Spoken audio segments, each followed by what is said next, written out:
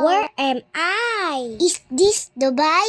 Oh no! Para ka na sa ibang bansa. Pero, dito lang pala sa Baguio. Sa Abanao Square. Marami din dito nabibili, guys. May mang inasal din dito. Ang linis pa. Oh, Abanao, baka naman. Kahit isang halo-halo lang. Inasal. Ay, joke lang po.